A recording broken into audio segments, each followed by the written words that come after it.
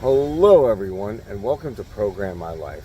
What if this one skill could change everything? And I mean everything.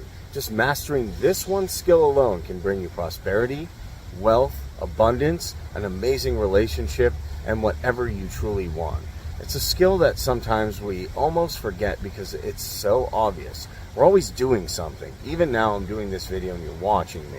But what happens if you just started to say, hey, I have all these things to do right now, but I'm going to be present in the moment. Just present in the moment. I'm not going to worry about what I have to do. I'm not going to worry about all my meetings on my calendar. I'm not going to worry about all the 500 things that I have planned out. I'm just going to be present now, here and now, not worrying about everything going around. What if you could master this skill? By doing that, we're going to see in this video how Dr. Joe Dispenza just shows that this is the most powerful skill to master. I assert that if you're not in the present moment, you're running a program, right? And paying attention is being present.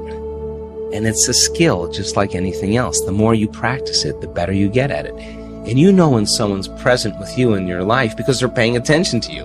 And you know when they're not present with you because they're not paying attention to you. So, where you place your attention is where you place your energy. So if you have all of your attention in the present moment, you're conserving a lot of energy to create with. If I'm talking to you and you're thinking about where you're going to go for lunch and who you're going to go with and how you're going to get there, and I'm talking to you, you left the present moment and your attention went to some future. And your energy will go down and you won't be able to comprehend what I said. If you start thinking about what you should have said at the staff meeting 3 days ago, and I'm talking to you and your mind is back in the past, you're siphoning energy out of the present moment into the past. So people are constantly siphoning their energy into a familiar past or a predictable future because that's where their attention is. And the stronger the emotions that we feel to certain problems and conditions in our life, the more we pay attention to them. So we give our power away to our ex. We give our power away to that big problem. And that's creative energy that we should be able to use to create a new future. So then when a person's sitting in a meditation and they're doing absolutely nothing, and it's 8 o'clock in the morning, and their body for the last 10 years has been going in traffic and getting angry and frustrated in traffic, and now they're sitting in a meditation at 8 o'clock in the morning, the body's going to say, hey, you're off schedule. I'm used to suffering and getting angry here. Yeah. So the body's going to start looking for that emotion, and it's going to start influencing the mind, and you're going to start getting images and memories, just so you could feel that emotion. Like now the person's back in the past. But if they become aware that they're siphoning energy out of the present moment into the past, and they settle the body back down into the present moment, that's a victory. And those victories add up. And you're telling the body in that moment that it's no longer the mind, that you're the mind, and that's a victory. And then people get frustrated and they say, I can't meditate. Oh, really? Well, actually, you're doing it right. That's actually what meditation, you're doing exactly what you're supposed to be doing. And then all of a sudden the body says, well, it's 8:15 now. This is when you normally, go get something to eat and you have your coffee and your body's starting to want to get up and do something. You become aware that your body wants to get up and move and you're in the meditation. And you tell your body, you bring it back to the present moment and you settle it back down. You are training the animal. That's a victory. Now you're executing a will that's greater than the program. Because most people lose their free will to a program. Now you're telling the body, I'll tell you when we get up, not when you want to get up. You're not the mind, I'm the mind. And that's a victory. Now, we've done the research on this. If you keep doing this and you stay with it, sooner or later, the body's going to surrender to a new mind. And when that happens, John, there's a liberation of energy. The body is freed from those habituations and those emotions. The body's going from particle to wave, from matter to energy. And all of a sudden, you're dialing down the anger. You're dialing down the vigilance. And the body now is being conditioned to a new mind. That is the present moment. And when you're in that present moment, something really amazing happens. You forget about you. Welcome back, everyone. So you can see, just being present. Being present right now is such a powerful skill because it allows our conscious mind to take a break and allows the subconscious to do the work it needs to do. All of a sudden, you're not your face, you're not your culture, you're not your marital status, you're not your diet, You're not your past. You're basically just an awareness. You're in the unknown. And that is the perfect place to create from. So it turns out that when people do this properly, they heal themselves of anxiety. Why? Because they're no longer obsessing about some future. When they find the present moment, they heal from their depression because they're not a bit hopeless and powerless in their past. The body's conditioned now. And so then, when they overcome themselves in their meditation and they step out into their life, they are more present. They can connect. They are more patient. They are more loving because they overcome the animal part of themselves. And the beauty behind that is that all of a sudden, you're not predictable. All of a sudden, something's different about Sean.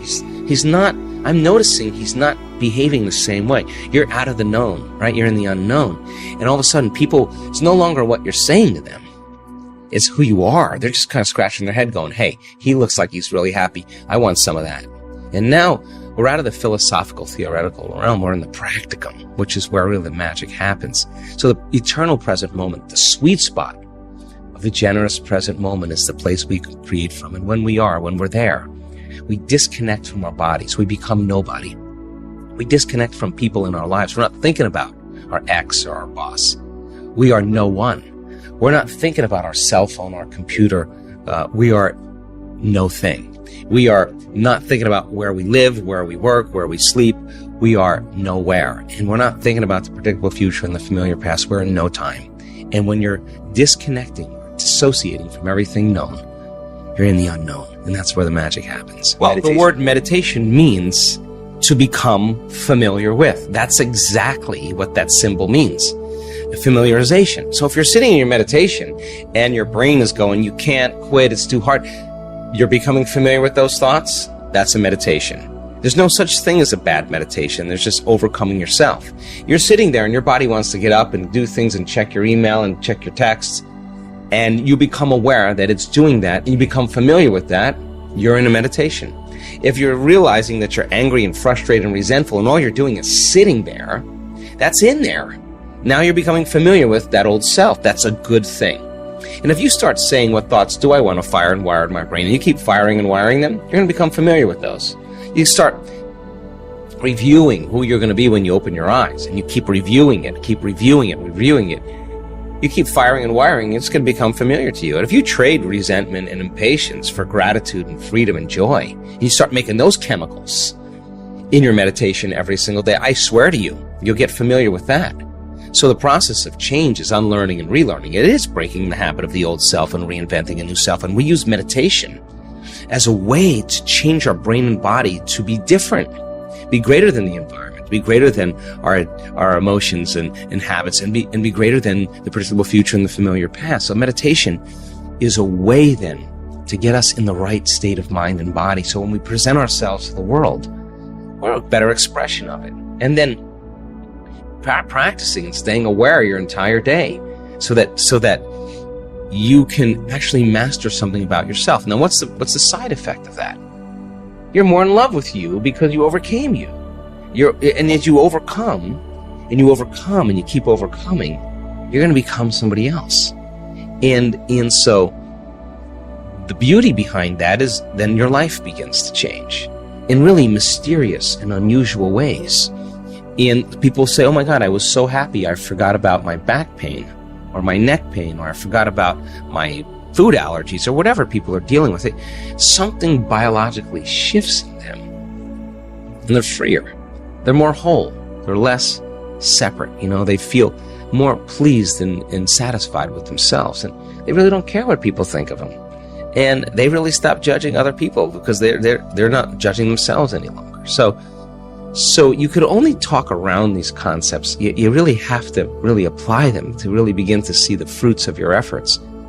But common people around the world are doing the uncommon because of it.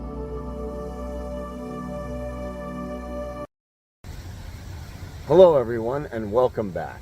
So sometimes we associate superpowers with flying, super strength, X-ray vision, being able to figure out things mentally at a very, very quick capacity. But what if the real superpower is just to be present in the moment? For me, and watching this Dr. Joe Dispenza and really putting this into practice in my own life, being present is the most powerful skill. It will make things supernatural. It will change everything because you're not worried about trying to change things externally. You can change them internally by just allowing yourself to do what you do best. Be a human being, not a human doing. We're always trying to do something. Sometimes take a back seat and allow things to unfold. But by doing that, allow yourself to close your eyes and see what type of reality you want to create. Make a blank slate and then create and carve that reality you want to have by holding that intention in, being present in the moment and allowing it to unfold. You don't have to worry about how it happens. You just need to know that it will. All right, guys, thank you so much for watching. If you enjoyed this video, make sure to subscribe and I'll catch you in the next.